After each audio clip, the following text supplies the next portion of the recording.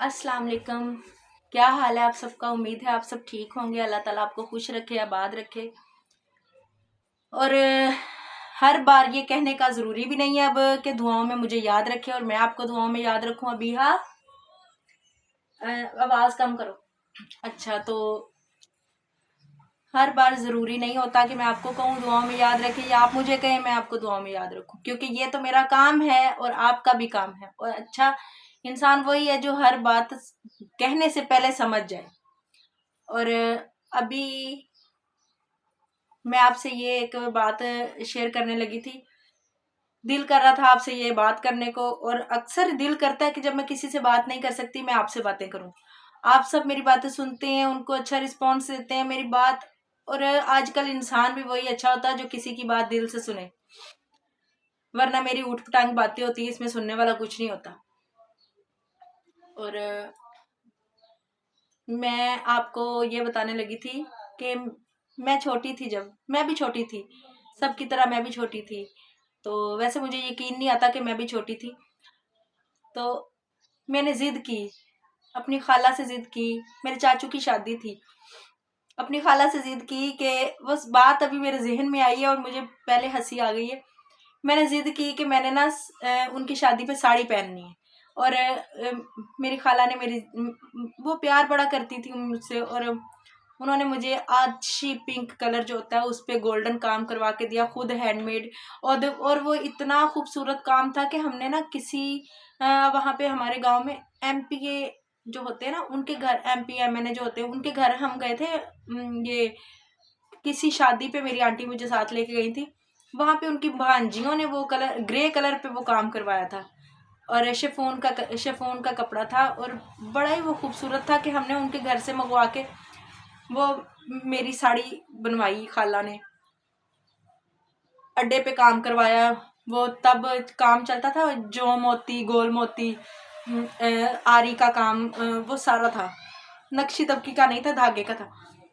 वो उसकी शर्ट पे काम करवाया, उसके पीछे बड़ी खूबसूरत सी साड़ी, आछी पिंक कलर पे वैसे गोल्डन कलर खिल रहा था। और अब तो मैं खैर ये कलर वगैरह खराब हो गया, तब अच्छा था। और बच्चों पे तो हर कलर अच्छा लगता है। तो आंटी ने मुझे साड़ी बनवा दी। मैं बड़ी खुश, हर तरह की मैचिंग, सेम गोल्डन जूता, गोल्डन पर्स लिया। और मैं अबीहा के जितनी थी तब, और चाचू की वलीमे वाले दिन मैंने वो साड़ी पहननी थी। और बस बड़ी मैं प्यारी लग रही थी खुद को। मैंने आंटी को कहा मुझे तैयार करे, उन्होंने मुझे तैयार किया। और साड़ी पहन के मैं बड़ी खुशी खुशी अपने अब्बू की तरफ गई, क्योंकि अब्बू का घर अलहदा था। अब्बू ने जब दूसरी शादी, अब्बू वैसे ही अलहदा रहते थे और मैं खाला की तरफ रहती थी। और अब्बू की तरफ चक्कर लगता था जब मैं स्कूल से आती थी। और जब अब्बू ने शादी की, वो भी अच्छी हैं, उनके बच्चे हैं, वो छोटे थे, उनको मैं उनके साथ खेलती थी जाके। तो एक अब्बू के घर का एक और किस्सा भी है। तो वो मैंने साड़ी पहनी। मैं बड़े घरों में, अक्सर शादियों वाले घरों में पानी का भी ये होता है, चीकड़ वगैरह, कीचड़ चीकड़ होता है कि कीचड़।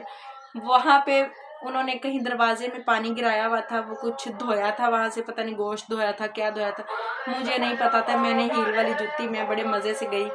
हमारा यहाँ से थोड़ा और ऊंचा था, मतलब 2 सीढ़ियाँ हमारे नीचे, 3 उतरती थी गली तक। हमारा घर काफी ऊंचा था।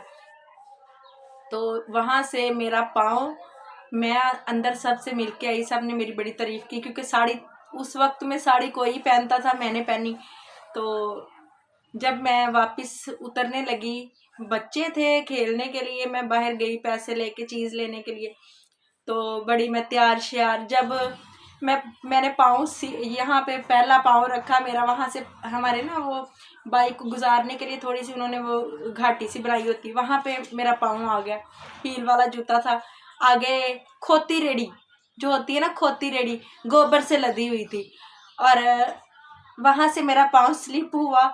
और वो चलते चलते उसका गोबर कहीं पहले से नीचे गिरा हुआ था थोड़ा बहुत सारी गली में। तो वो अभी हमारे घर के सामने ना खड़ा करके उसको, खोती जो गधी होती है ना, उसको कुछ खिला रहा था। मैं अपने अन्नेवा जिन्हों कहते, अन्नेवा मैंने पाँव इधर रखा, वहां से मेरा पाँव स्लिप हुआ सीधा गोबर के ऊपर से फिसल के मैं रेड़ी के नीचे। और और मेरी साड़ी तो, वो कहते हैं ना, वो आजकल बड़ा चल रहा है, साड़ी तो बढ़ गई। तो मैं वहां से नीचे गिरी, लड़कों ने मुझे, गली के लड़कों ने मुझे आके, बंदों ने उठाया। बड़ा, जब, और इंसान चाहे छोटा हो चाहे बड़ा हो, जब वो गिरता है ना, तो वो ये नहीं सोचता कि मुझे लगी कहाँ है, वो से ये सोचता है इधर उधर कि मुझे किसी ने देखा तो नहीं। वो हाल मेरा था जब मैं अंदर गई, मैं इतना रोई, इतना रोई। मेरे अब्बू कहने लगे क्या हुआ क्या? मैंने कहा अभी भी मैं बताऊं क्या हुआ। तो वो चीजें जब याद आती है ना, वो बचपन की यादें जो होती हैं, बहुत सारी हैं। और गिरने वाली तो वैसे ही मेरी बहुत सारी हैं, और अक्सर मैं गिरती भी नालियों में थी। एक दफ़ा ऐसा हुआ, मैं अपने चांद रात थी, अपने अब्बू की तरफ से निकल के, ऐसे साथ दूसरी खाला का घर था, ऐसे मैं निकल के गई हूँ। वो सामने दुकान वालों ने कहीं वो चांद रात की वजह से अपनी दुकान की सफाई की, और वो थोड़ी सी ना नालियाँ हैं गांव में, नाली काफ़ी बड़ी थी, इतनी सारी, तो वो उसके पास थोड़ा सा जगह ऊंची थी। मैंने वहां से गुजर के, जब मैं वहां से गुजरी, वहां से मुझे नहीं पता था, स्लीपिंग थी, मेरा पाँव सीधा नाली में, इतनी इतनी मेरी टांग नाली में चली गई। और जब मैं जल्दी से भाग के घर गई, और बाद में हंसी मुझे इस बात की आई घर में जाके, कि वो एक लड़का सोटी पे मेरी जूती ऐसे लेके आके, बाजी तुसी आपदी कुड़ी दी जुत्ती ते ले लो। वो बड़ा अच्छे लम्हात होते हैं जो कि जिंदगी में इंसान भूलता नहीं है। बहुत कुछ ऐसा हमने किया है ज़िंदगी में। और मेरी एक कज़न है, मेरी सिस्टर हैं, और अभी मैं, काफ़ी दिन हो गए, मैं सोच रही थी कि मैं जाती तो रोज़ हूँ, मेरा दिल करता है मैं अपनी खालाओं के साथ आपका तारुफ करवाऊँ। मेरी अम्मी के बाद मेरी ज़िंदगी का जो अहम हिस्सा जो है, वो मेरी खालाएँ हैं। वो मेरी खाला 3 हैं। और कुदरत देखें, इंसान को कुछ समझ में नहीं होता, कुदरत ऐसी है, रब के कामों का किसी को कुछ नहीं पता होता। हर बात में वो बात अल्लाह ताला की आ जाती है कि मेरे साथ शुरू से ऐसा हुआ। मेरी अम्मी के बाद मेरी खाला ने मुझे संभाला, और वो, मैं लेली की तरह उनका दुपट्टा पकड़ के, मेरी खाला टीचर थी, मैं स्कूल में उनके साथ दुपट्टा पकड़ के, मैडमों ने कहना कि इसको घर छोड़ के आकर, वो अच्छा नहीं लगता, वो मेरी खाला का मैंने दुपट्टा ना छोड़ना, पीछे पीछे पीछे बकरी के बच्चे की तरह। और बाद में जब मैं थोड़ी बड़ी हुई, तो खाला को लोगों ने कहा कि सबको, नाना अबू को कहा कि खाला की शादी कर दे, वरना ये तंग होंगी, अगर ये ज़्यादा और भी मानूस हो गई तो। उनकी शादी कर दी। और जब उनकी शादी की, तब मैं बैठ के रोती थी। मैंने कहना, ज़िंदगी में जो कुछ भी मुझे अच्छा लगता है सब छीन जाता है। और अभी तक ऐसे ही है, हर इंसान की ये पर्सनल बात है कि इंसान को कुछ भी छीनता तो रब की तरफ से, लेकिन इंसान अपने दिल में वहम पाल लेता है कि जो कुछ भी मुझे अच्छा लगता है वो छीन जाता है। तो उसके 4 साल बाद मेरी शादी हो गई, और खाला की औलाद नहीं हुई। और मैं उनकी, अभी कभी कभी बैठे सोचती हूँ कि अल्लाह ताला ने कैसी किस्मत लिखी होगी, कि रब ने कहा होगा तू इसको पाल रही है, और इसकी ही औलाद मैं तुझे पालने के लिए दूंगा।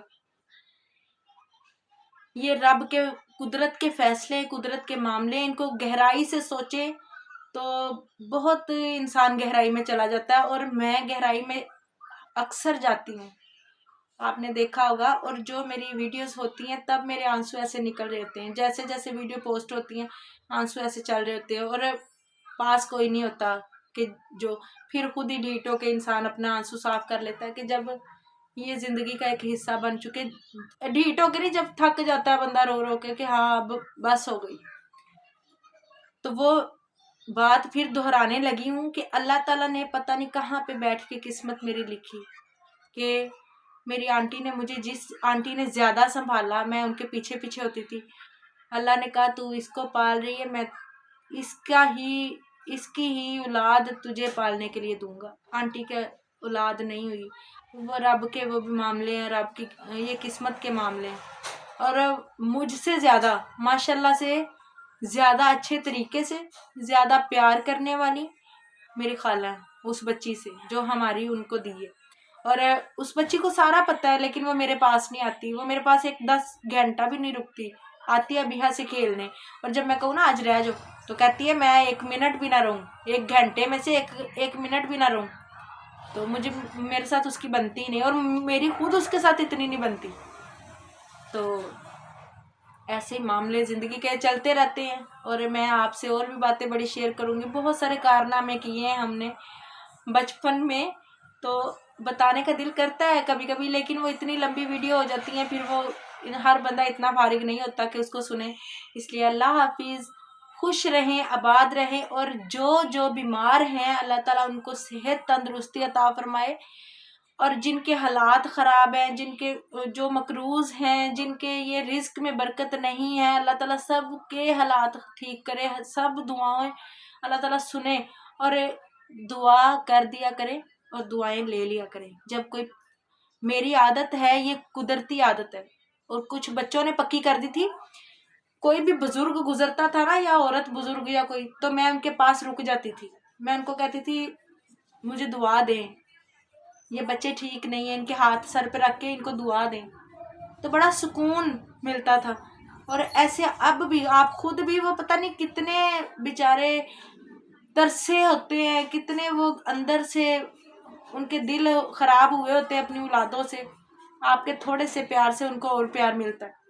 तो वो जब प्यार में, आपके एहसास में दिल से दुआ देते हैं, तो वो दुआएं अल्लाह ताला कहीं ना कहीं ज़रूर पूरी करते हैं। इसलिए कोशिश किया करें, कभी किसी बुजुर्ग को आप आगे से गुस्से से ना बोलें, कोई आए ना दें, प्यार से वापस कर दें। दरवाजे पे आए, कभी भी दरवाजे पे आए फ़कीर को या किसी मांगने वाले को वापस ना भेजें, चाहे उनको आप 5 का ठिप्पा ही क्यों ना दें, उनको वापस ना भेजें। पता नहीं वो किस आस से आता है, अल्लाह ताला ने आपका बहाना बना के उनको आपके पास भेजना होता है। बस खुश रहें, और मेरे साथ खुश रहें, और बहुत सारा शुक्रिया आप सबका, आप मुझे इतनी हिम्मत देते हैं, मुझे इतना हौसला देते हैं। अल्लाह ताला आपको सबको खुश रखे, आमीन सुम्मा आमीन।